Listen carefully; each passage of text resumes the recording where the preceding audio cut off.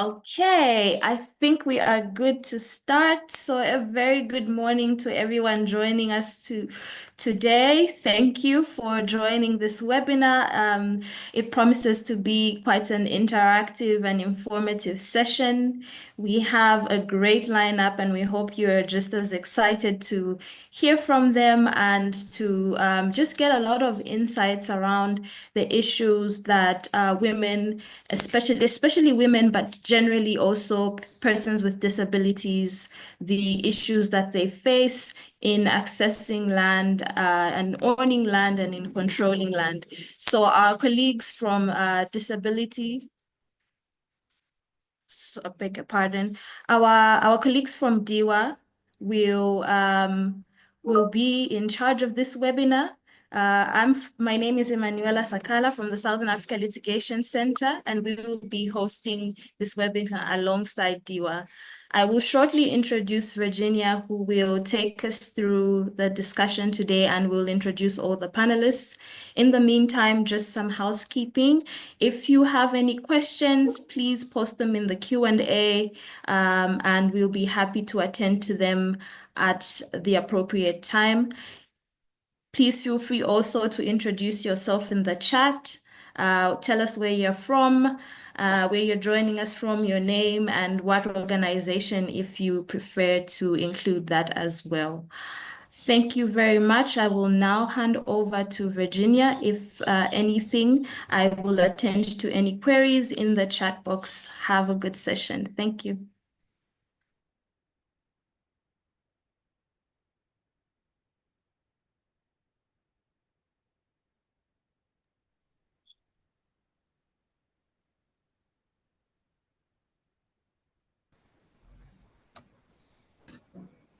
Hi, Virginia. You are free to go ahead and introduce the topic and the panelists. Thank you. Okay, hi everyone. Good morning, good afternoon, depending on where you're joining from. My name is Virginia Mzunzu Gwezombe, and I'm the project manager working with disabled women in Africa. And today, I welcome you to this webinar on empowering women with disabilities, addressing gender-based violence, and land rights. And we have an exciting lineup of speakers and panelists who share their expertise and experience on this critical topic. And over the next 1 hour and 30 minutes, we'll be exploring the intersection of disability, gender, and violence, as well as the challenges and opportunities for women with disabilities in securing their land rights. And we'll also discuss effective advocacy strategies and best practices for supporting these women. And our agenda is divided into 3 sessions. We'll have Ruth Nkutumula as the first speaker, and then we'll have my another section where my from DUA will discuss land rights for women with disabilities. And then our third session will have another panel of speakers, and I will introduce them in that lineup. As for now, I want to invite Ruth Nkutumula to do her presentation. And so Ruth Nkutumula is the Executive Director of Disabled Women in Africa, a leading network advancing the rights of women and girls with disabilities. She's a dynamic leader with expertise in gender and disability inclusion, and she has strengthened networks across Southern Africa and advocates at key platforms like the African Union and UN committees. She's also the co-author of the powerful yet overlooked African Women with Disabilities and the Ongoing Struggle for Inclusion, 30 years after Beijing, which is a regional report amplifying the voices of African women with disabilities in global gender and equality agendas. And Ruth, over to you just to present an overview on understanding disability, gender, and violence. Over to you. You have about 10 minutes for this discussion.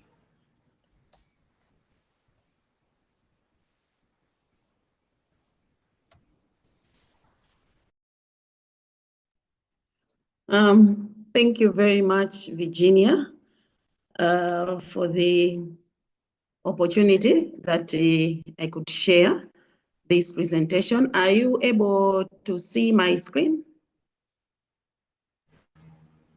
Yes, we can see your screen. Yes, yeah.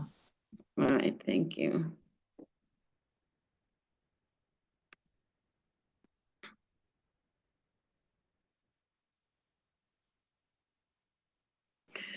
So, thank you.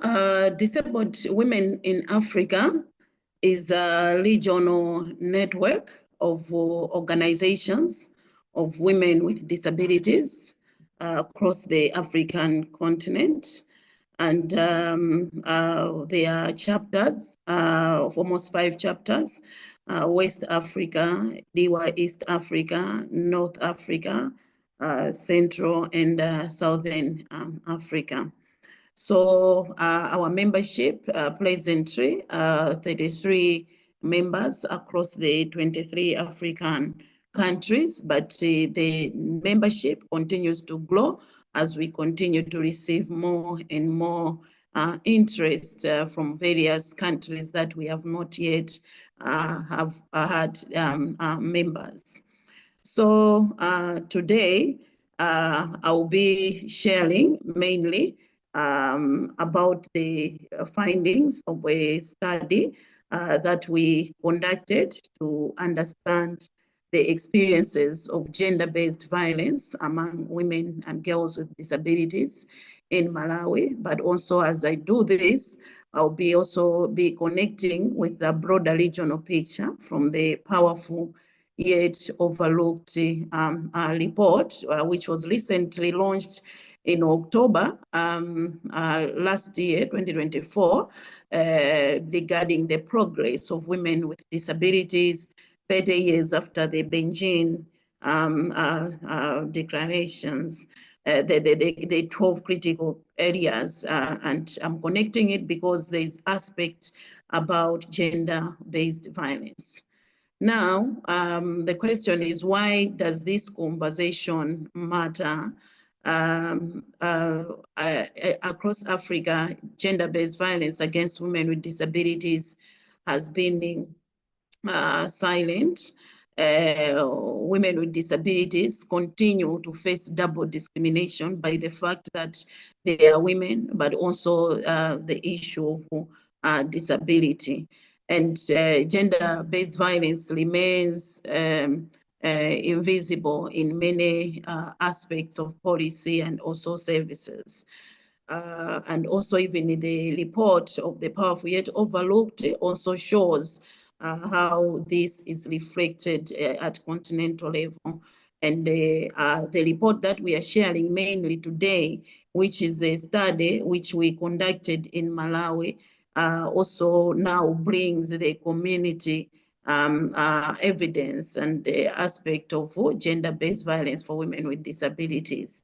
So as D was one of our missions, or one of those is for us to also conduct research, build capacity, and also conduct advocacy. So as we know, in order to conduct a strong advocacy, we are supposed to have evidence of what we have. And widely, there hasn't been much data around gender-based violence for women and girls with disability. So my colleague Mai is going to give also the aspect of Eastern and Southern Africa, but what I'm sharing is looking at the aspect of like singling out one country more over as a case study of some of those findings done in over 7 districts. So background and purpose. So with this study, we are saying that women with disabilities do face layered discrimination, not just because they are women, but also because they have a disability. And yet data has been very scarce, and not only in Malawi, but even as a region, there's been an outcry of lack of data to enable those that are doing programming to include persons with disability. So our study was born out of the need to fill that gap and to amplify the lived realities so that actions can be taken. So actually the objective was to measure the extent of the GBV, but also to document successful interventions and also be able to see what opportunities are there. So the methodology and the methodology that we had used was both quantitative and qualitative methods. These enabled us to dig deeper into these experiences so that we were able to have more perspectives of women, of their experiences and lived realities regarding GBV. And we were able to have interviews also with the key informants such as the police, the judiciary, the Ministry of Gender, and even our and the community leaders. And we studied this with 163 women with disabilities who were surveyed across 7 districts of Malawi. And this was done deliberate so that we could have the diversity and also that at least the study could be as much representative as possible. So now I'll be sharing the key findings, which were split around, I think, 4 to 5 areas. So we looked at how women experienced GBV at household and community level, how women experienced the GBV even at health and as they accessed SRHR services, and also we looked at their interaction with the judiciary, the legal aspect, and also even how this also reflected with the issues of their economic aspect. So now the findings that were there in terms of household and community, mind you, this study was conducted in 2020, so we should be talking about 5 years down the line, but still with the powerful yet overlooked report also affirmed to some of these findings. So in terms of household and community level, the home, which is supposed to be a place of safety, was revealed to be a major site of abuse. Many women experienced exclusion and violence at the hands of those closest to them. And yet, very few women were able to report. Actually, only 4% were able to report to the police. And we understood that 92% of women with disabilities, they mentioned that they knew about GBV. However, about 48% never reported it at all. And when we asked what are some of the forms of violence that they felt that they were experiencing, women mentioned the physical violence, sexual abuse, and others, just the fact that they are not being included in matters that really concern them. They felt that that was violence. And some of the barriers why that women experience these, some of the barriers were issues of fear. So because the abuser was often the caretakers or even the breadwinner, it was difficult for them to say no. And this, because there was that kind of dependency, it was difficult for them to walk away or say no. So they continued to remain silent. And even when they even know about their rights, most of them did not know exactly where to report and even how to get there. But also even for the places that they knew, for those that were able to attempt the places of where they would get support were not as much accessible for women with disability. In terms of health, in terms of findings on health and the sexual reproductive health, women with disabilities, it was discovered that they are often treated they were often treated as the objects of pity, or even they would, without any hiding, experience discrimination. At that moment, we had various painful testimonies, which ranged from being rebuked for seeking family planning, or even being denied the service altogether. Some women actually reported that so they were sterilized without consent. Of course, that one is also a grave violation, but unfortunately, at that moment, most of them did not report.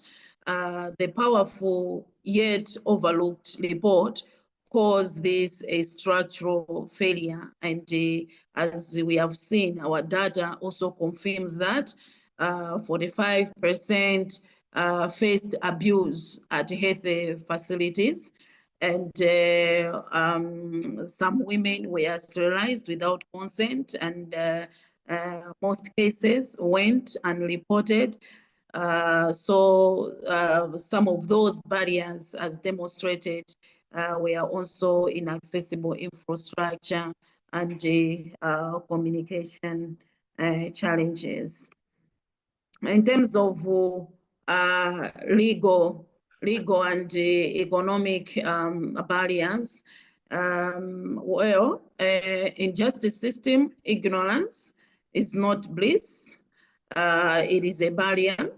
The majority of women had spoken that they did not know their rights under the law. So I think earlier I mentioned that the majority of women knew that what they were experiencing was GBV. But here, most of them did not know their rights under the law. What is it that is provided for them? They just looked at what they are experiencing. And also topping on that, economic dependency also emerged as one of the most important aspects that would also influence gender-based violence. For instance, many women felt powerless when they had no income, or even when they had no assistive device. Even when we talk of micro loans and empowerment programs, we had seen that they left out women with disability. Almost 60% felt very vulnerable without money or support, and the loans and opportunities were inaccessible. 62% of the women were unaware of their legal rights. These continued to increase risk to gender-based violence. So now, as we talk about land rights, why does land matter? Why should we be talking about land? So in connection with the what we discovered, that most women felt powerless when they do not have property, when they do not have land, when they do not have money. They felt it is difficult for them to walk away from abusive relationships. So for women with disability, land was more than just soil. It meant power. Land meant protection. So if land meant autonomy and dignity for women with disability, once it is taken away, it is the opposite. The risk of violence often increases.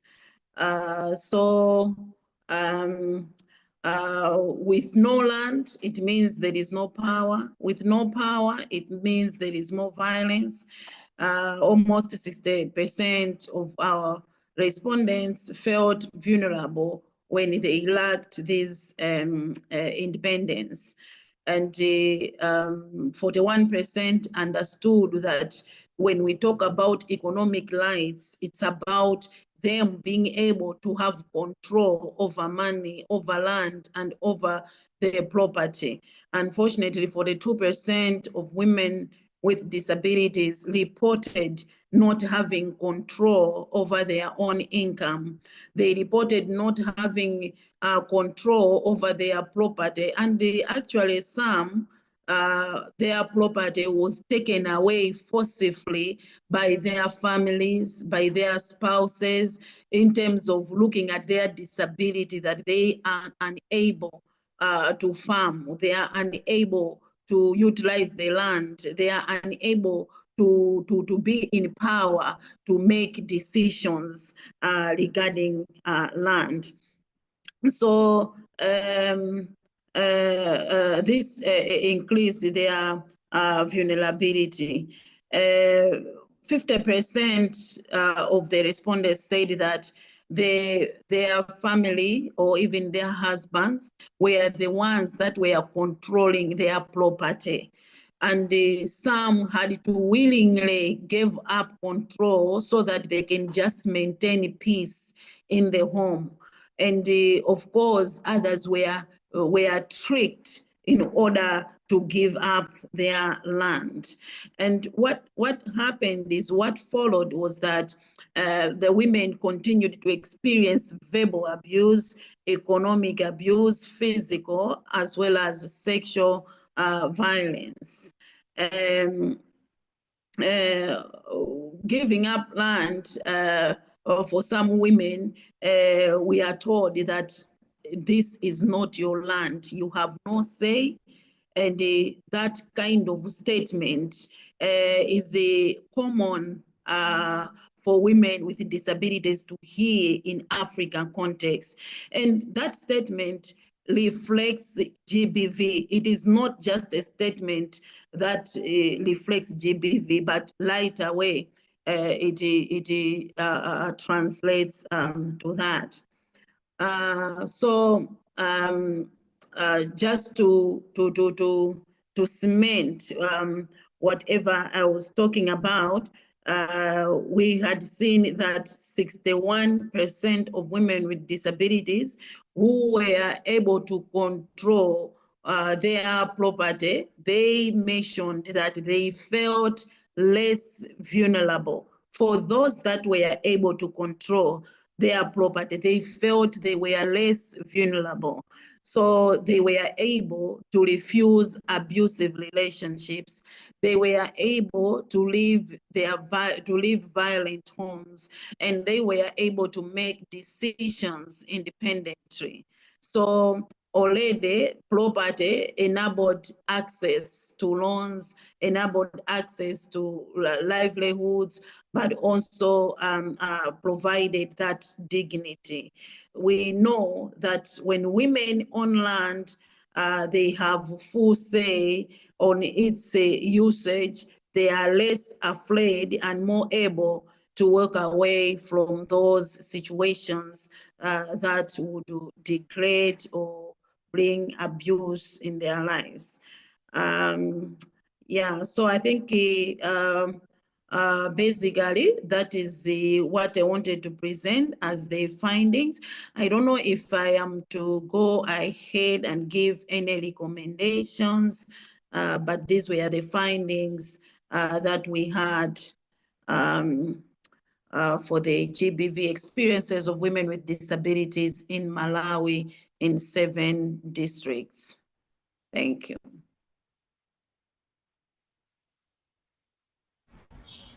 Thank you so much, Ruth. Probably we'll leave it at that because we have taken much of the time that you were allocated. What I would do is to give over to Mai, and then because Mai now delves deeper into the specifics. So after that, then we'll have the Q&A session. So we are now going to have Mai present a specific study on land rights for women with disabilities. Mai, just to introduce Maiwatu Busakala. So Maiwatu is the Monitoring, Evaluation and Learning Officer at DIWA, Disabled Women in Africa. She's a dedicated advocate for women with disabilities, specializing in research, training, and policy influence. And she has conducted research on the challenges faced by women with disabilities in disaster land rights, which is the study that you focus on now, and my work trains stakeholders on international frameworks and policies while coaching women with disabilities on representation and decision making, ensuring their active participation and leadership in shaping policies and programs. Over to you, Maya. Thank you very much, Virginia. Good morning, everyone. My name is Maiwatu Kusagara, and I am here just to build on what Madam Ruth Nkutumula was speaking earlier. I'll be giving a presentation based on the research that we had on land rights and gender-based violence on rural women with disabilities. Just to give an introduction, as said earlier, that land is a basic unit of employment and source of income in Africa, not only to the urban, but also to rural women with disabilities. But despite the importance of this land ownership, as well as the key roles played by women in food security, it has been found that 70% of agricultural labor force are women, especially those with disabilities in rural areas. So this study was conducted through desk research, and we were able to cover Southern Africa in countries such as Malawi, Zambia, Republic of South Africa, Mozambique, and Zimbabwe. And in the Eastern region, we had Kenya, Uganda, Rwanda, and Burundi. Just an overview of the objectives that we were tackling. The number one objective was to examine the regional and national legal frameworks, policies, and international conventions relevant to women, land rights, and gender-based violence. And secondary was to analyze existing data, reports, and scholarly literature to clarify the prevalence and patterns of gender-based violence against women with disabilities and explore the documented challenges they encounter in securing the exercise their land rights. Number three, it was to evaluate government and non-governmental programs and initiatives aimed in promoting women with disabilities, land rights, and combat gender violence. And lastly, we were assessing the inclusivity and effectiveness of interventions for rural women with disabilities and identifying the gaps and potential areas of improvement. The methodology that we used in this research, as I said earlier, that this was just a desk research. So most of our data was very qualitative, but nevertheless, it brings together the useful information needed to improve women land rights in Southern and Eastern Africa. In terms of doing in our research, we first tackled customer resistance. We understand that most African countries, customary systems plays a significant role in terms of land rights and GBV experiences on women with disabilities, as they often prioritize their rights of men over women. Women with disabilities are often excluded from inheriting land, as customary systems condone GBV to a certain extent. And despite looking on those customary systems, we have also to look on international frameworks. The countries that I mentioned earlier on, the Southern African countries, the Eastern countries, those countries understood very well about international frameworks, and some of them, they are signatories of these frameworks. And I just wanted to give the highlight of some of the international frameworks that we had to look in our research.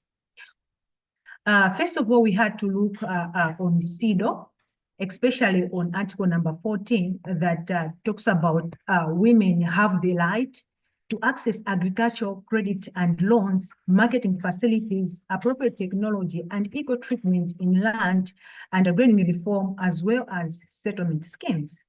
There is also article number 15 that talks about women in terms of having same legal capacity as men in civil matters, including land ownership. There is also we also looked at the article 16 that guarantees the same rights for both spouses in respect of land ownership, acquisitions of property, management, and administration. Apart from CEDAW, we also had to look on Universal Declaration of Human Rights that talks in article number 17 that everyone has the right to own property alone as well as in association with others, and no one shall be arbitrarily deprived of their property.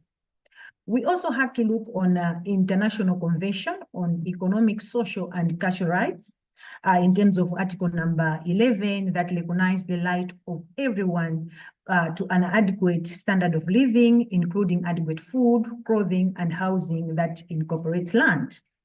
There is also another, in the same way, there was a general comment that also looked at general comment number 4 and 7 that talks about the emphasis of women equal rights and land to land and housing. As I mentioned, I will just go through some of the countries. I will not be able to go in details mentioning some of the land policies that we had to analyze in each and every country, but we have just selected a few. And for now, I'll start with Zambia. In Zambia, we had to look on the Land Act of 1995, where it says this is a key piece of registration in Zambia that addresses ownership, management, and use of land. And the Act recognizes customary land tenure, which means it recognizes the traditional systems of land ownership management that is based on customary law. Remember earlier, I talked about some of the weaknesses of customary laws, that they were being biased, they were not recognizing women with disabilities. But despite its strength of this Act of 1995, it had some weaknesses, and the major key weaknesses that it didn't provide clear mechanism for implementation of the customary land tenure. So this led to confusion and conflict over land. And there is also a Disability Act of 2012, the law that protects the rights of persons with disabilities in Zambia. And in relation to this land rights, or the Disability Act of 2012 has some also significant weaknesses that we find out. And one of that weakness was it didn't provide the mechanism for persons with a disability to receive compensation for land that has been taken from them. Additionally, the Act also did not provide specific protections for people with disability to live in formal settlements. And in the same Zambia, there was also a case study that was discovered through the research that Southern Africa Research and Documentation Center did. And it found that women with a disability often face discrimination when it comes to accessing land. In one case, we're talking about a woman with a disability who was denied access to land by her family members because they believe that she would not be able to manage the land effectively. And this example of case study, it was not only found in one country, but there were also a couple of countries that they had also similar case. And looking on South Africa, we had specifically to look on this policy of the rural development and land policy, as the research was also looking on rural women. One of the main weaknesses that was found, it was that the policy did not fully address the needs of persons with a disability. For example, the policy provides for the provision of, did not provide the provision, clear provision of assistive devices. There have been reports that many people with disabilities have not been able to access these devices and other forms of support.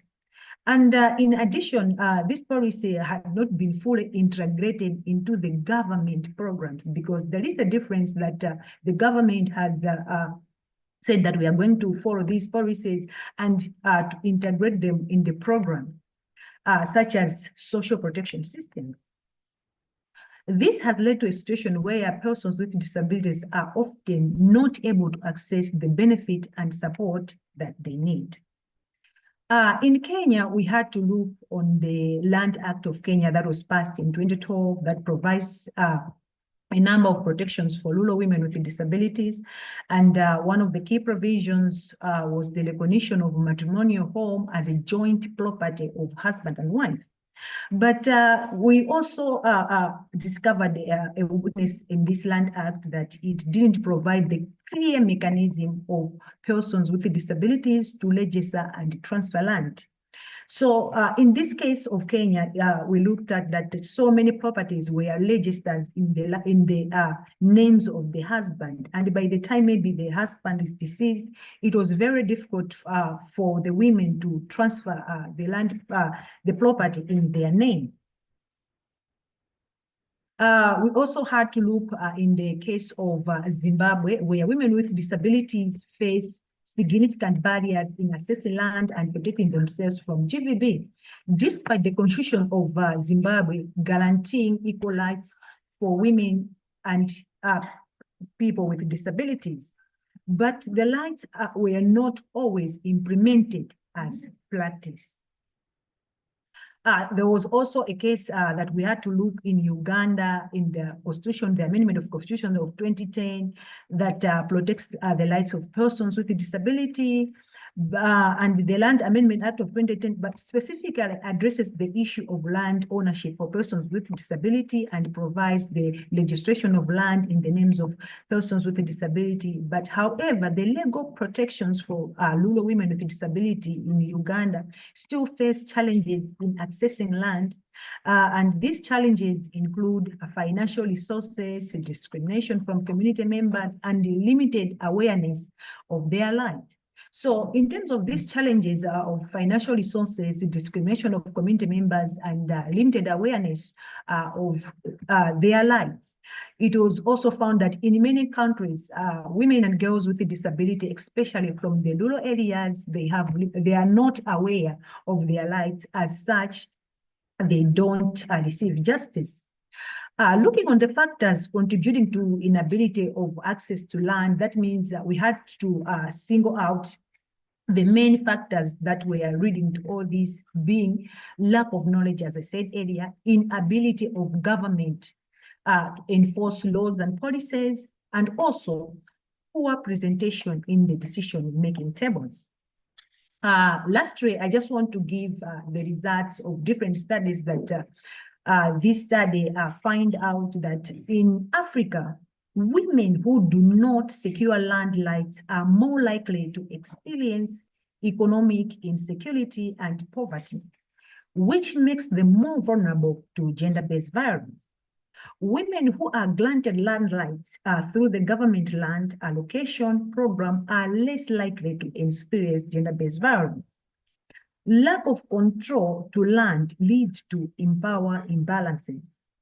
And also women are unable to live in abusive relationships. Patriarchal traditions and norms that limit women's access to land and other resources is also another contributing factor that is contributing to gender-based violence. Traditional practices like bride price has led to a sense of ownership over women. Women with disabilities are particularly vulnerable to gender-based violence and other forms of violence in Malawi and other countries. Thank you very much. Over to you, Virginia.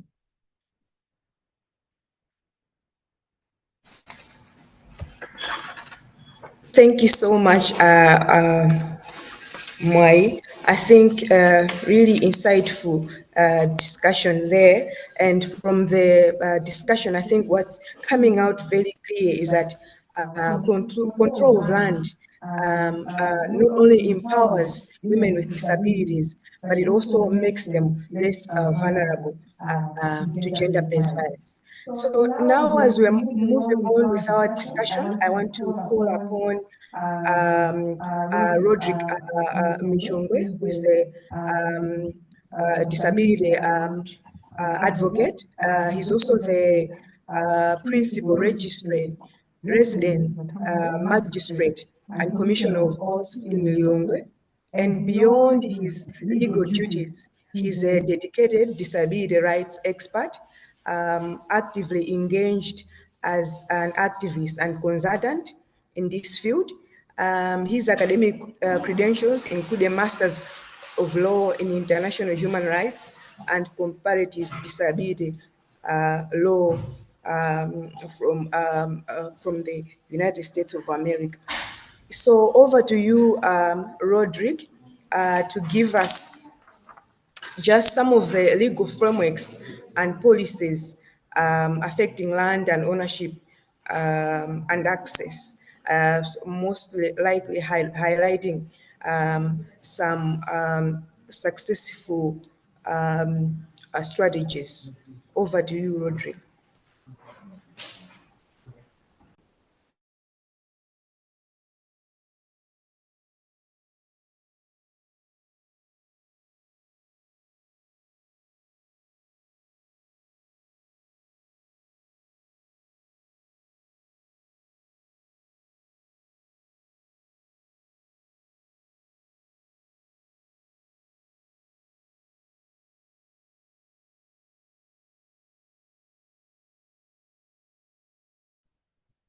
Hello, Virginia. Are you able to hear me?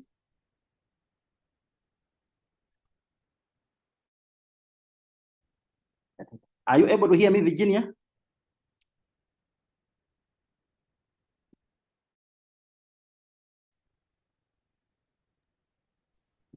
We are able to hear you, Roderick. We can hear you. We can hear you. Oh, Just be closer to your mic.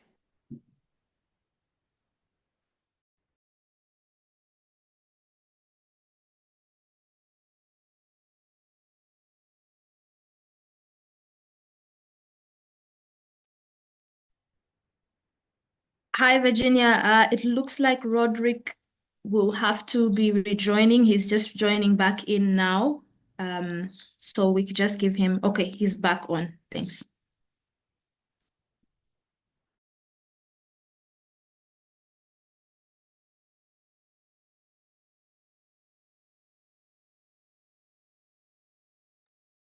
Hi, Roderick, you can go ahead, please. I think there was just a bit of a technical issue, but please go ahead with your presentation. Thank you.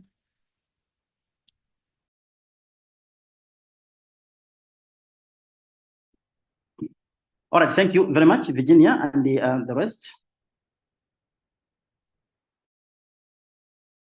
I'll take you through the legal framework and the policy framework as regards to land issues and the law. Thanks for the elaborate presentation by Maiwatu on the international framework. I'll take you through the local framework itself. Now I'll start with the Constitution.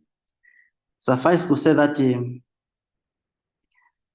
our laws are subject to the Constitution, which is the supreme law of the land here in Malawi, and mostly in all countries, supreme law in that particular country. Now, our Constitution provides for a right to property. It does not explicitly provide to right to land. At the same time, it does not explicitly provide right to land for persons or women with disabilities. This is normally or mostly in many of the countries in Africa. There is no specific law that addresses land issues in the Constitution. However, it provides a right to property. Now, the right to property is an inviolable right, meaning one cannot violate that right anyhow. It is a right that no one should come and arbitrarily take the land away, take the property away from any other legal person, any other person who is the owner of that particular land. Then the law, the Constitution, recognizes the existence of the international law or international human rights instrument, as my what was presenting. Under Section 211, it says Malawi can be part of such international instruments and it can govern us here in Malawi, which means if we have a law that incorporates those laws, international laws, they can be enforced here in Malawi. Malawi is party to many of these instruments. That indicates that we are party to that, and we can enforce such laws here in Malawi. Below the Constitution, we have what we call the Acts of Parliament or legislations. These are laws that are made by Parliament. We have different types of laws regarding to specific land. Now we are moving away from the general way of putting it as property. Now we are going towards a more specialized subject, which is land itself. We have different types of land according to the laws. We have public land, we have registered land, and then we have customary land, and then we have private land. The Land Act indicates that all the land is vested in the president, and then it goes beyond that. Say some land can be registered, so a person can register a land or lease the land. It does not talk about persons with disabilities, let alone women or girls with disabilities. We have the Registered Land Act, which regulates how one can acquire land and how one can get his or her land registered, at the same time get leased.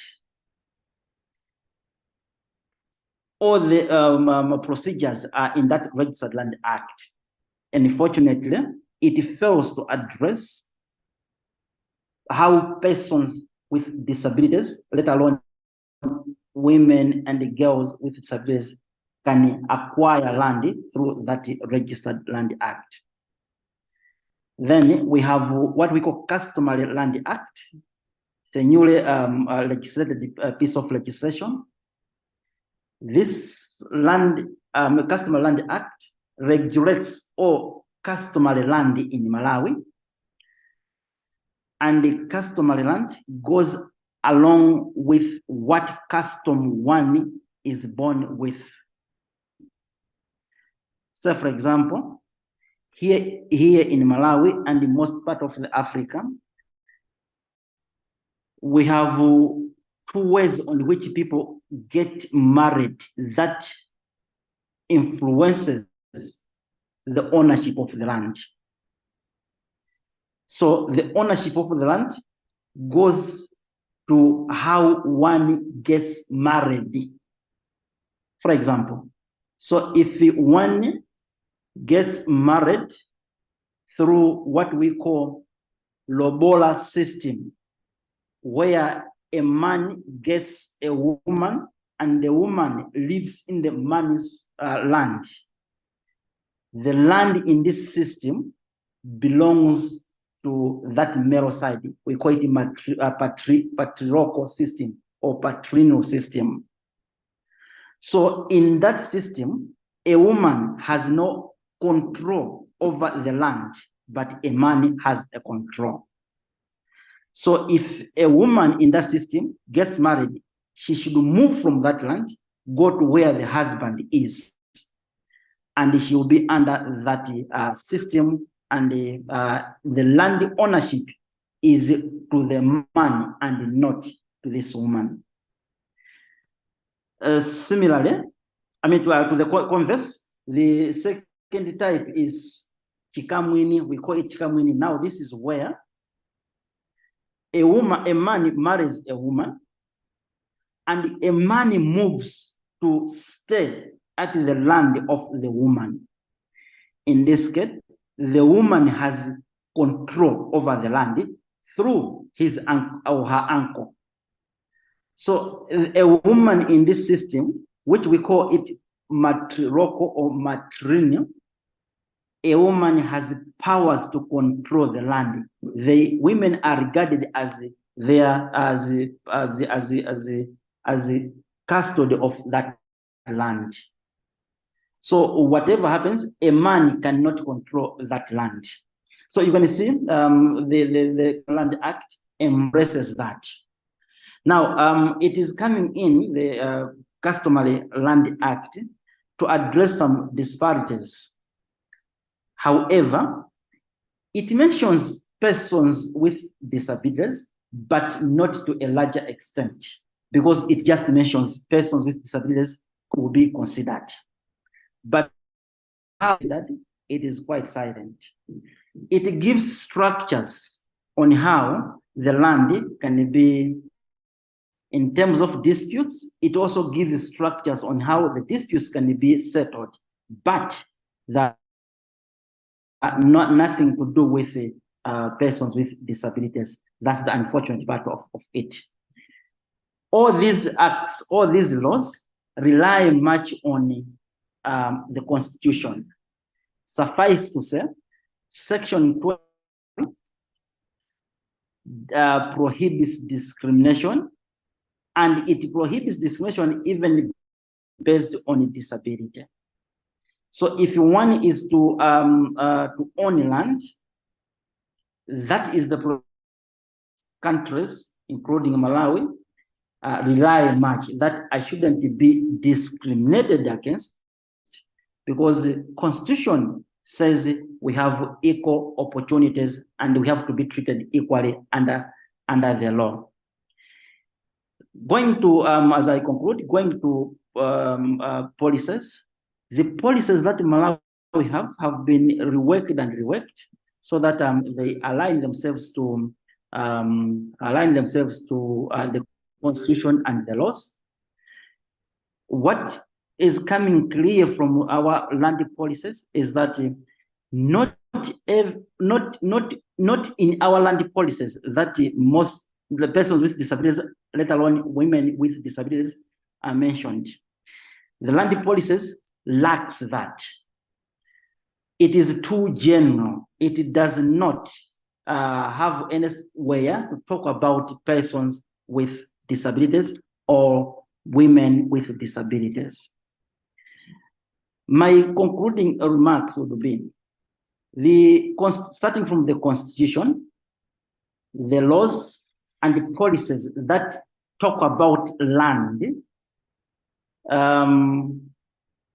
they have to be revisited, in other words, reviewed, if we are to have women and girls with disabilities enjoy land rights to prevent the gender-based violence that is common in the localities where women and girls with disabilities live or stay. Starting from the constitution itself, it could be recommended that the constitution should be revisited. It is now, we are now living in the world where we should embrace that disability is an evolving thing and it is a diversity. We should embrace that. So the constitution should specifically talk about this. And at the same time, our laws, acts of parliaments, should specifically talk about that. Going through the Persons with Disabilities Act that was passed in 2024, it is silent in terms of land issues. Suffice to say, it talks about property as well. Making it universal, making it cutting issue, it is recommended that every department, every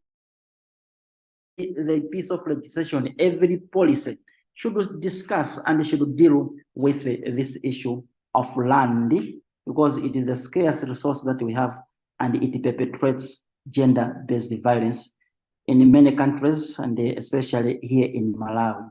Thank you very much for your attention. Over to you, Virginia. Thank you so much, Roderick. So what I'll do is to ask all the participants, anyone who has a question can put those questions in the Q&A section so that we move ahead to the panel discussion. And then once we are done with the panel discussion, then probably we can give the mic to some of the participants to make their comments. But now we want to go into the third session, where we are looking at the opportunities, strategies, and best practices for advocacy and support. And under this session, we are going to have 4 panelists, including the previous speakers, Mwai and Roderick. And now we are also calling upon Juliana Mabangwe, as well as Patience Dixon. So we'll start with Mwai. So Mwai, just tell us some of the effective advocacy strategies you have seen or that DIWA has used to secure land rights for women with disabilities, and how can these strategies be adapted to address the intersectional challenges that women with disabilities face. And whilst at it, just also mention some of the key advocacy approaches that have been successful in protecting women with disabilities against gender-based violence. Over to you, Mwai. Thank you very much, Virginia. Can you hear me? Yes, we can hear you. Okay, thank you very much, Virginia. As DIWA, on our project of land rights, there were several advocacy strategies that we were using. And one of it is conducting community outreach and awareness programs through our members that we have in several countries. And we were able to train our members on accessible communication materials to educate the communities about the importance of land rights for women with disabilities. They were also went in to support women with disabilities through resources and empowerment and capacity building through our same members that we have in Malawi and in other countries. And In our collaborating and partnering with other disability organizations, civil society organizations, community-based organizations, we were able to advocate for inclusive policies to monitor inclusive policy implementation and provide legal aid services to help protect land rights. Over to you, Mr. Michongwe. Oh, thank All right, so Roderick, you very just much talk us for through some of the critical inclusive policy and legal reforms needed to ensure that. can you come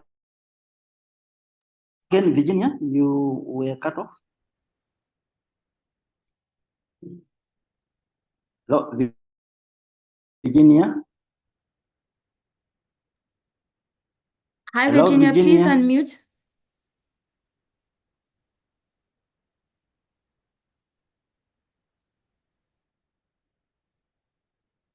All right. Maybe as we are waiting for her to unmute, but she's speaking.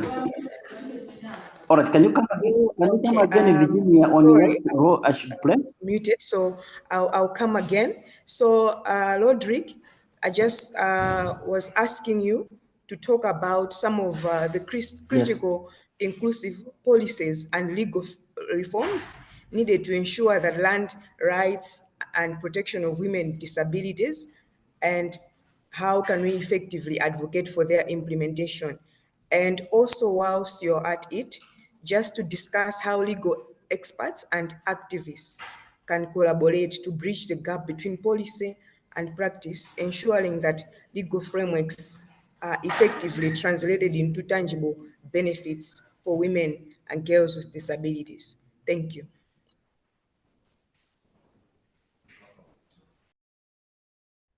Welcome, and thank you for that. We really need the legal reforms. If the right to land is to be enjoyed by women and girls with disabilities, we can do that by working, first of all, by at least bringing an awareness to those people who make the laws. In this case, the parliamentarians and those people who drafts the legal, in this case, the Minister of Justice. We also have to have policies that are implementable. Policies will always guide the nation or nations on what is to be achieved at the period of time. These policies should be inclusive. And how can they be inclusive? By at least looking at every quarter of life to be an issue. That is, we need to look at every department as a department where disability exists. In other words, where persons with disabilities can enjoy that department in terms of land rights. Now, let me give an example. If we talk of land rights in the realm of legal reforms or in the realm of the laws and policies, every policy should tackle this issue explicitly and with emphasis in a way that it can be implemented. This will take me to the issue of how can legal minds and activists come together to have such reforms. So lawyers, those people who work in the judiciary, those people who work in the ministries, and every human rights activist should have land rights in mind pertaining to persons with disabilities and specifically to women and the girls with disabilities. The way our section 30 of the Constitution is framed on a right to development, where it explicitly states that women and girls with disabilities, in particular, should be given special consideration. The same can apply to all other legal documents or other laws, policies that we have up, or for that to exist. It requires those people who are lawyers, or who are people who know the law, and the people who drafts the policies, and all other stakeholders to work together to advocate, lobby the government to have such reforms in our laws. Suffice to say that institutions like Judiciary, Malay Law Commission, Human Rights Commission should take an active part in doing that. For example, Malay Law Commission is there to look into what is it that we should change in the law. Malay Human Rights Commission, what rights are being violated? And we are talking of the rights of women and girls with disabilities as regards to the land issues. They should take an active role in advocating for the same. And the OPDs, it might happen that these institutions do not have capacity. They don't know what rights for women and girls with disabilities are, and how they affect them in terms of land ownership and gender-based violence as regards to land ownership. That is where now all of us can come in, work together with them, bring awareness, bring sensitization, so that that should come into existence. As regards judiciary, where I work, you see, we have these issues, GBV issues, disputes before us. We need to have knowledge about this. And how do we get that knowledge? We need awareness too. Most of the land issues are done at the High Court, except the customary land issues that are done like the chiefs and right. Those people who are in that, they should do best they can such issues. Or in all, reforms are very crucial in this case, starting from the Constitution should be able to spell out it is as regards to land issues, and then the other laws made after that Constitution and all the other policies. Thank you, Virginia. Thank you so much, Roderick, for that intervention. Now I'll call upon Juliana Mabangwe to talk about community organizations and support networks. So in introducing Juliana Mabangwe, she's the executive director of the Disability Independent Living Center in Malawi, and she's a prominent activist for the rights of persons with disabilities in Malawi.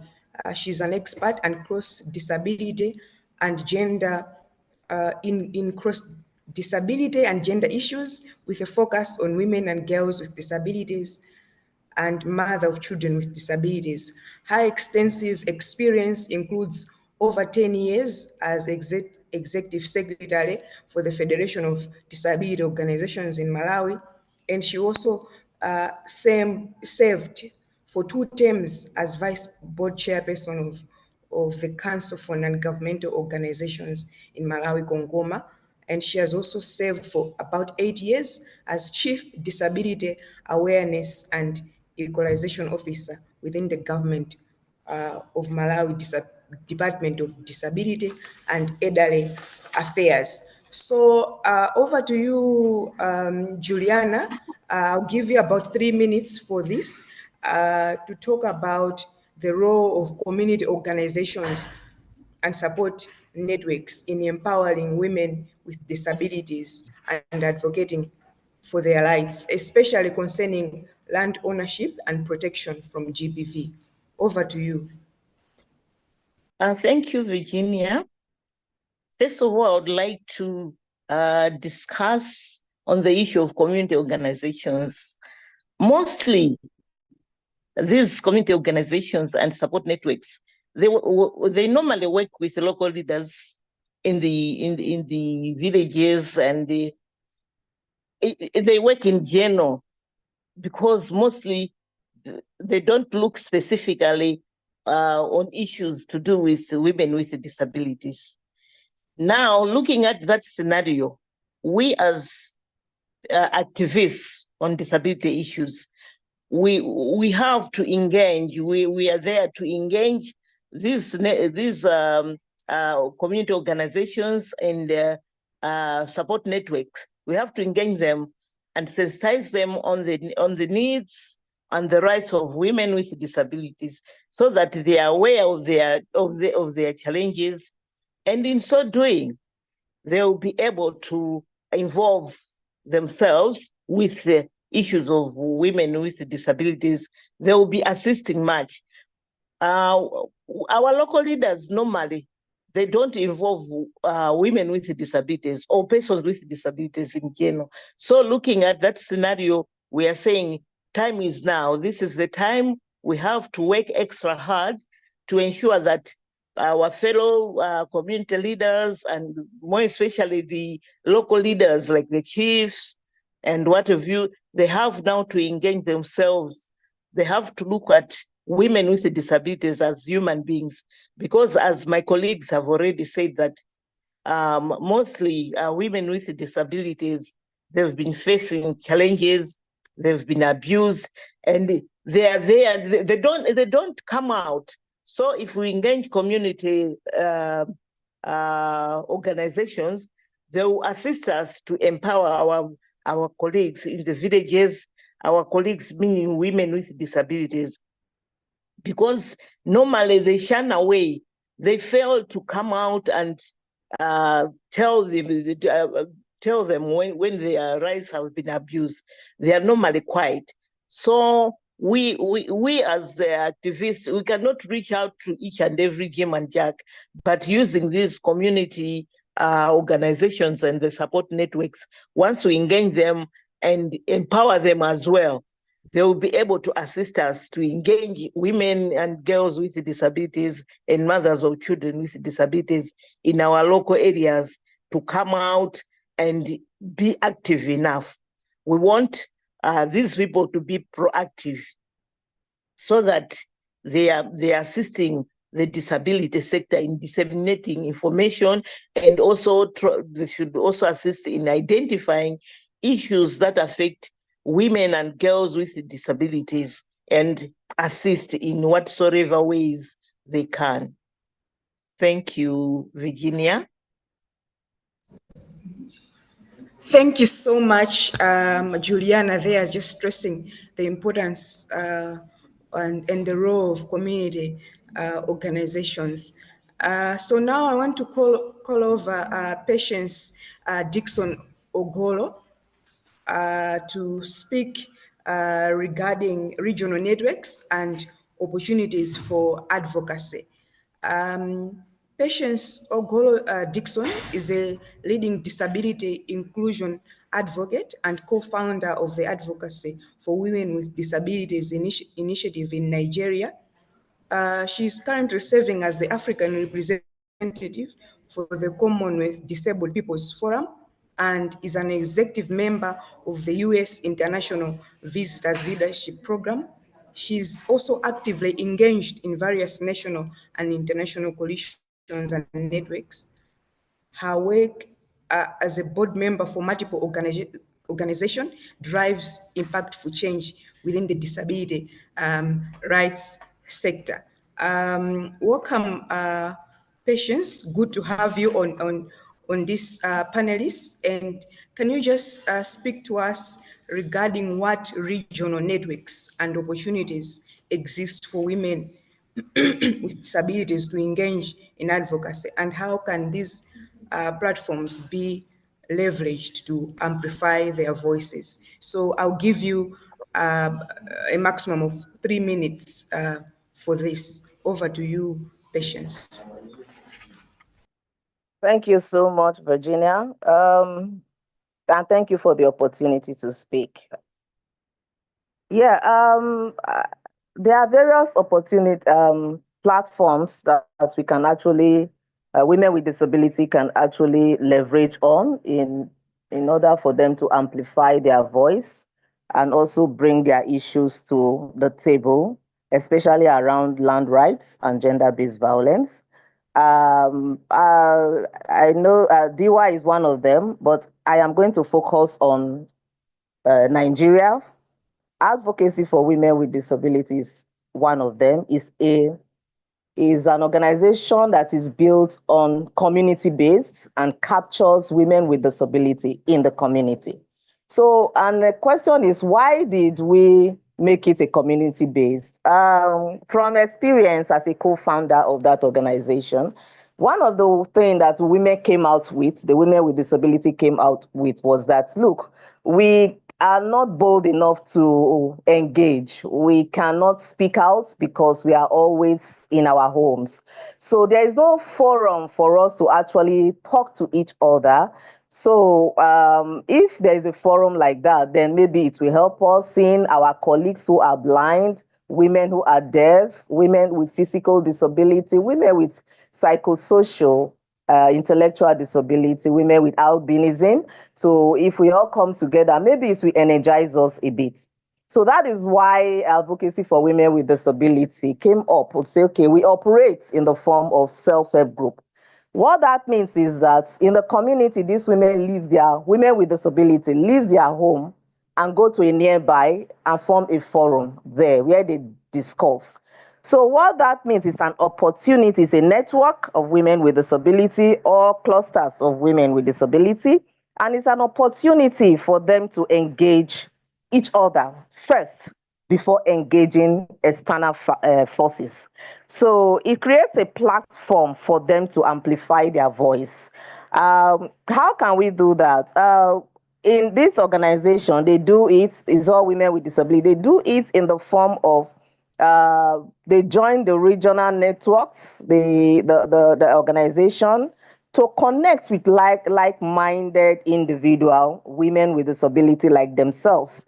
And then that way they discuss their issues. For example, land rights issues, inheritance is a big issue in Nigeria. Yes, it's already on the table of discussion from all women rights movements. But when it comes to women with disability, it's not so amplified the way it is. People still look at it, oh, how can women with disability own land? How can women, who is going to do this for them? Are they capable enough to own land? Why should they own land? Various questions. And so we now have to put it upon ourselves to say, yes, we are women with disability, but we are citizens of the country and we are also members of the community. And this has given us the right to own land. But you know how it is. We are all Africans here.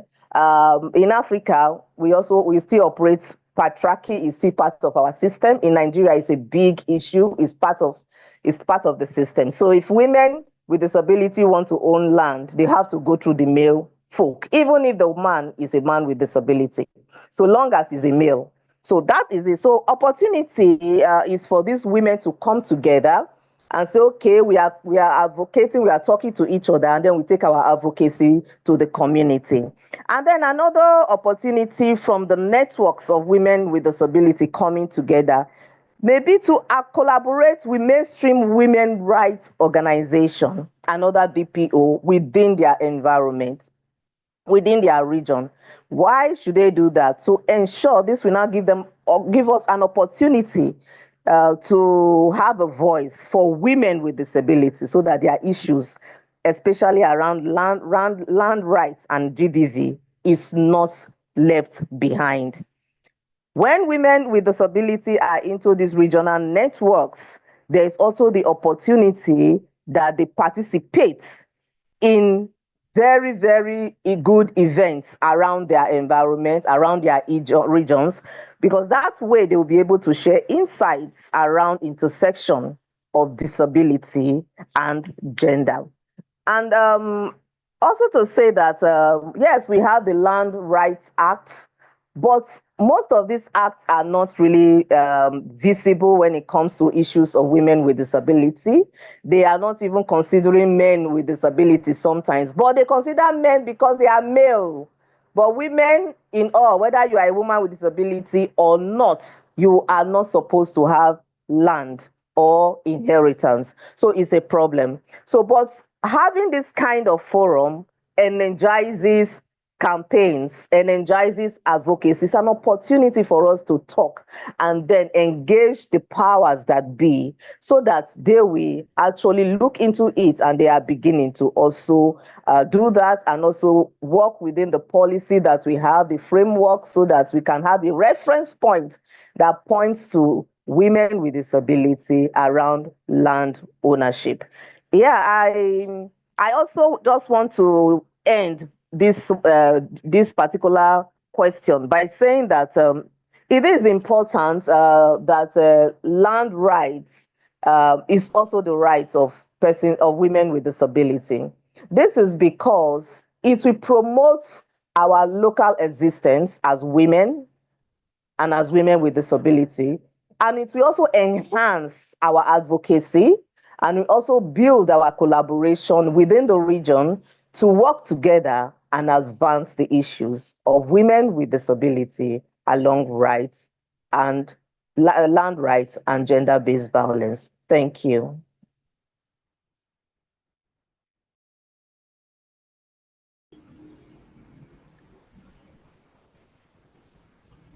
Thank you so much, Patience, for that intervention. Really speaking into the importance of solidarity and collaboration amongst women and girls with disabilities themselves. So now we want to move on into the Q&A session. We have about 15 minutes, I think, to end this discussion since we had started a little bit late. So we'll give at least the mic over to one or two participants if they want to intervene, and also just requesting that if we have questions, we can input into the Q&A session so that your questions will be responded to. Thank you. Giving over the floor to participants. If they have any question, you can mute your mic and make a comment. Thank you.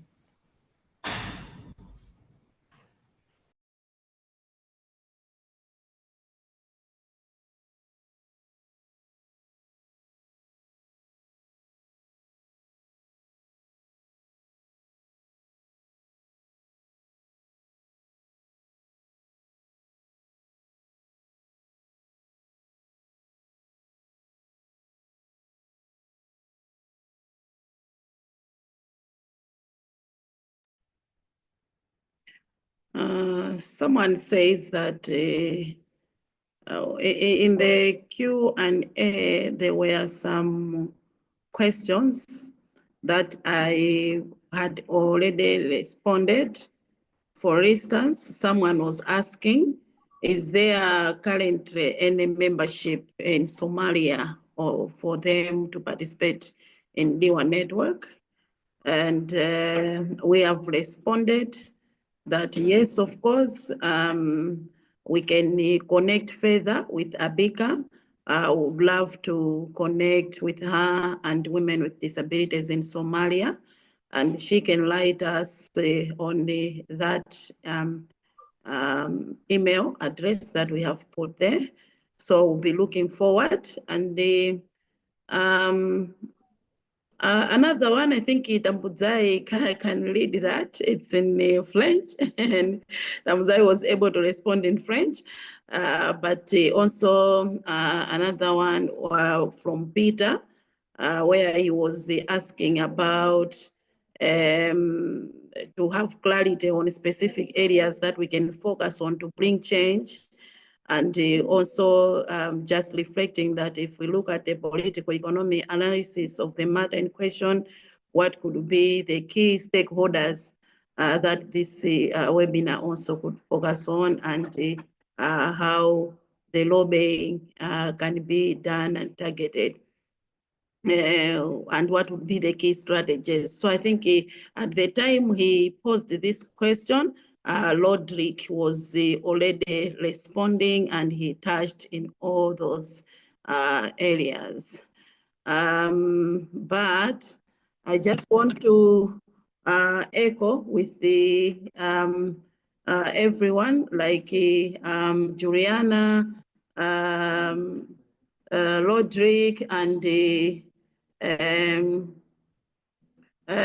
Patience. Also to say that looking forward, the women themselves needs to be empowered. They need to understand, because you agree with me that issues of land rights have long not been discussed. Even in the disability movement, people did not regard land as something that would be worthy to be discussing, and as even as an advocacy issue for women. So already it means we need to increase that awareness among women with disabilities to understand about land rights and how it connects with GBV. But also, we need to increase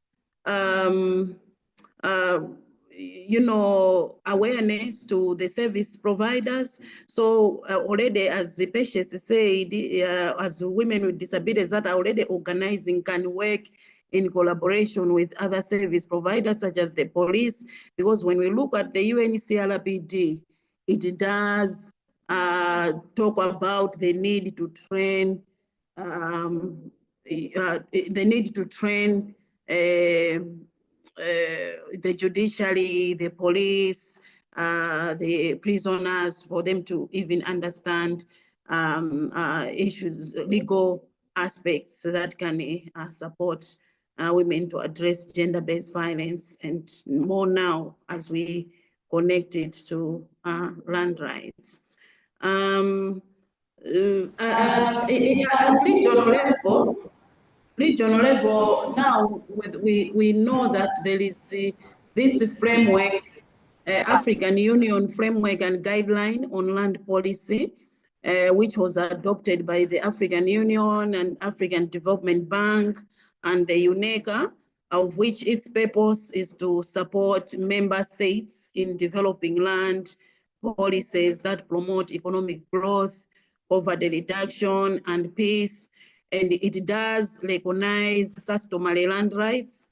It encourages transparent land governance, and it promotes women's rights, land rights, and tenure security. So I think looking at these kind of provisions at regional level is a gate for us to continue to lobby, to advocate now the aspect of inclusion for women with disabilities. Now this is to look at the regional level, while the aspects that I was sharing, the situations at country level already now shows us what we can be able to engage at that level, what we want to see in the land policies that are there at country level. Yeah, so I just wanted to come in on that. If there are still questions, they can continue to cover. Thank you. Thank you so much, Ruth. I see there's a question from Maria Jale there in the Q&A, so I'll also pose that to you later. She's asking on drawing reflections from the GDS summit. Have there been any new strategies adopted with focus on GBV and land rights? But I saw a hand from Ontao Kofi there. So we'll give the mic to Tao to speak, and then I also see a hand there from you, Patience. So after Tao, it will be Patience, then Ruth. Perhaps you can speak regarding the question from Maria. Over to you, Tao, if you still want to speak.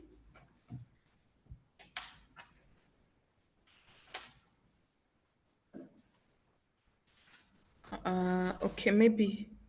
So over to you, Patience. I see you have your hand up. Thank you so much again, Virginia.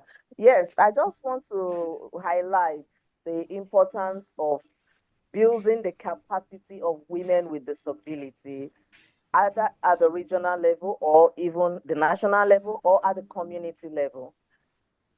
In 2022, we built the capacity of leaders of women with disability in the area of advocacy and awareness raising around GBV.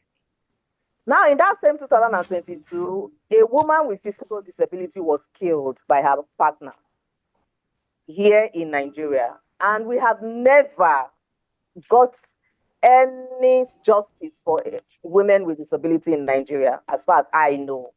So what did women do? They came together. They said, no, this cannot slide. Even if it slides, let's make some noise. They came together. They held on to their community leaders. They did protests within the community. They did protests to the market. They did protests on the streets. They held on to posters. They did press briefing. They did all manner of advocacy and awareness just to also, and that's now prompted the powers that be within that area that, oh, somebody died, and then the man just went to another area and was bragging about it, that he's happy that she died. And at the end of the day, after like a year or so, the case came up and there was a manhunt on him and he was arrested. 2024, last year, I think early last year, we got justice after being taken to court. It took about almost 2 years and all of that. But we got justice for the woman, and the man was now sentenced to death. Where am I driving to? When women with disability capacity is built on a particular level, they will go out to ensure that they have that solidarity for themselves and also for the women with disability around them. So it is very key that we look at engaging the women with disability themselves, engaging, and also women with disability be at the center of advocacy and awareness raising, because that way it will promote one of the best practices that we are actually discussing, especially in land rights and gender-based violence. Thank you. I just wanted to highlight Thank that. you. Thank you so much, Patience. I see a hand there from Linus Mandua. So, Linus, quickly just come in.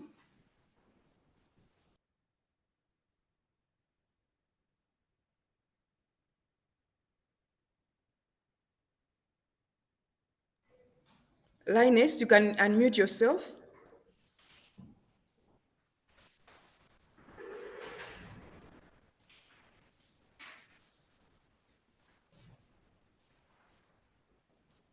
Okay, maybe before Linus, Mwaiwa too, I can give the floor to you. Just come in. Thank you very much, Virginia. I just wanted to add on the power of media and storytelling. For many cases that happen on land rights, if you talk about women with disabilities, we have seen that the biggest challenge also is access to information about them, to know their rights, to know the policies. So in the case of for them to know what's happening around in terms of the policies, I was also thinking that it's our responsibility as different disability organizations that we should go bring in awareness in terms of radio, TVs, so that women and girls with disabilities can know what's happening out there, if there's any change of policies. And in terms of storytelling, there are some stories that are so capturing and captivating that can capture the big audience when maybe you post them on Facebook, different social media platforms. For instance, I want to give an example, a story of GBV that happened in South Africa, that a young girl was raped. That was last year. but the story came to light this year because of social media. So in our fight for GBV in terms of land rights, we can also not underestimate the power of media and storytelling. So I just wanted to add that. Thank you. Over to you, Virginia. Thank you so much, Mwai. I see a hand up from Roderick. So, Roderick, you can come forward and then I'll give over to Ruth to speak regarding Maria's. Okay, thank you. I just wanted quickly to also say a little something on how the judiciary can be used as a tool for awareness and implementing what we are doing here. In all countries, we have the judiciary, and our judges, our magistrates, our Supreme Court judges, they deliver the judgments. It is sometimes good to have a look on such judgments and then have that judgments publicized well, because it has some interpretation of the law. So we can all follow those judgments and publicize them. The second part of it is that sometimes it's really good as a tool for awareness. If we have a case before the courts, asking the courts to hear the case or have the trial of the case where it has happened. Now we call it mobile courts. So the court should move from where it sits normally and go and sit where the issue occurred. By so doing, the people around will always appreciate what it takes for the court to deal with such issues in their localities. That is a very good tool as well in advocacy, at the same time awareness to the people, because whether it is a civil matter or a criminal matter, but that is concerning GBV on land issues, that can send a message than the many coming to court or courtrooms where they can't most of the times. So when the court moves, it caters for almost everyone in that community, and people will follow how it happens and what is involved in a case management to do with such land issues. Thank you. Thank you so much. Ruth, do you want to come forward? Yes, so Maria asked the question that drawing from the reflections of the Global Disability Summit, have there been any new strategies adapted with focus on GBV and land rights? Well, I wanted to say that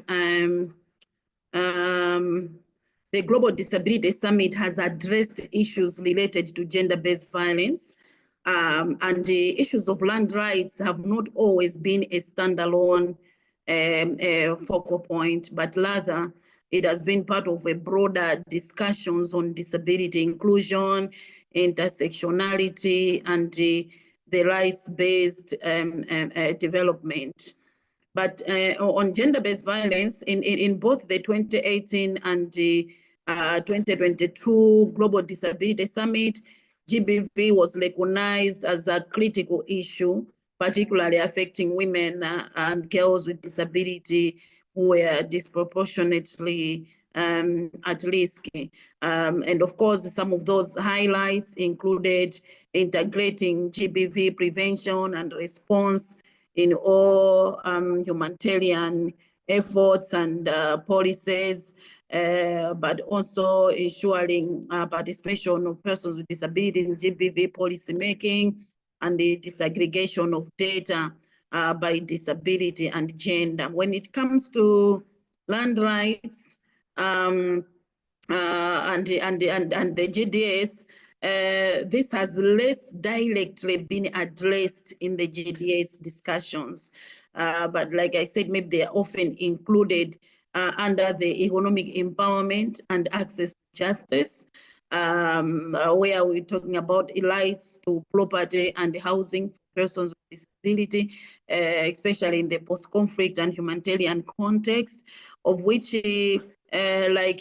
now, even at the country level, as they were even sending the commitments, these are the issues that if women are aware of the land rights issues, could be able to connect them even with the aspect of the humanitarian context, the climate change issues, and the issues of access to justice.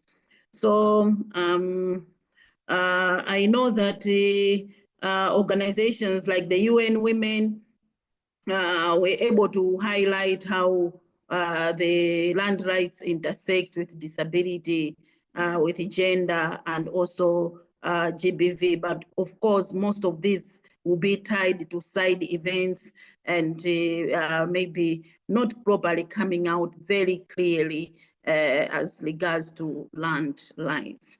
Probably something that if we see it that this is really very key, we might want to bring out these into the 2028 GDAs. Thank you. Thank you so much, Ruth, and everyone. We have really covered a lot of ground today, and unfortunately, time is not on our side, so we'll have to close this meeting.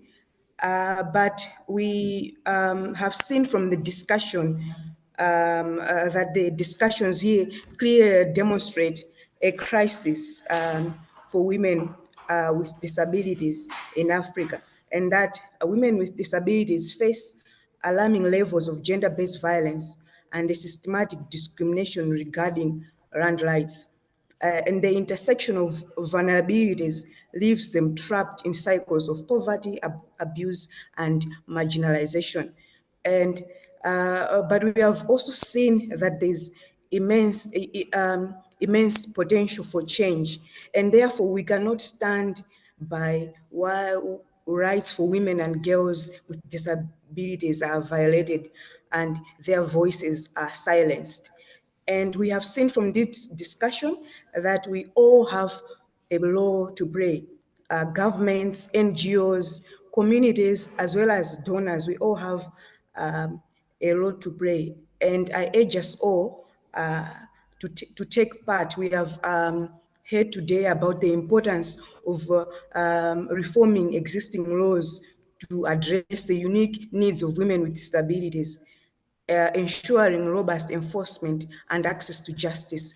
But we have also seen that there's really need to intensify advocacy efforts to raise awareness about the specific challenges faced by women with disabilities regarding land rights and GBV. And we also have seen that communities have a role to play to challenge stigma, to actively challenge harmful society perceptions of disability and promote respect for the rights of women with disabilities. But we also have a role to play in reporting violence. We need to encourage the reporting of GBV incidents and support survivors in accessing necessary resources. But we have also talked about the need for data. So we all need in our capacities to support projects that focus on collecting disaggregated data so that aid can be properly targeted. But we have also seen about the power of collaboration, bringing women and girls with disabilities together. So solidarity now more than ever to ensure that women and girls with disabilities have access to land rights, but are also free from gender-based violence. And so I would like to thank each and every one of us here for joining this important discussion on empowering women with disabilities, addressing gender-based violence and land rights. Sincere gratitude to all the panelists, Ruth Kutumula, Maiwatu, Patience, Rodrigue, as well as Juliana Mabangwe for sharing their expertise and insights with us today. Your contributions have enriched our understanding of the complex issues surrounding GBV and land rights for women with disabilities. But we also like to acknowledge the support for the Southern African Litigation Center for their collaboration and contribution to this webinar. To all our participants, thank you for active engagement and thoughtful questions. Your interest and enthusiasm for this topic are a testament to the growing recognition of the importance of inclusive and equitable societies. So we hope that this discussion and insights shared today will inspire you to take action and continue the conversation on empowering women with disabilities. We encourage you to stay connected with us. DIWA has a Facebook website, and just also to say that this recording is also available on YouTube, so you can rewatch it and share it with your colleagues. Thank you so much for being here today. You're welcome, Virginia. Thank you. You're welcome. Thank you.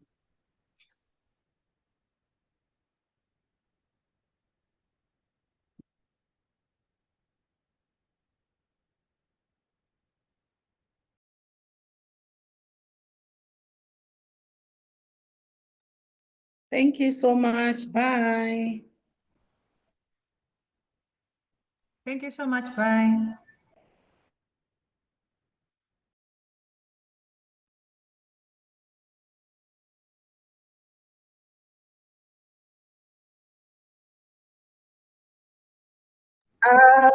We didn't take the group photo. I know that it's those who are around. Can you maybe just turn on your camera? Please don't go.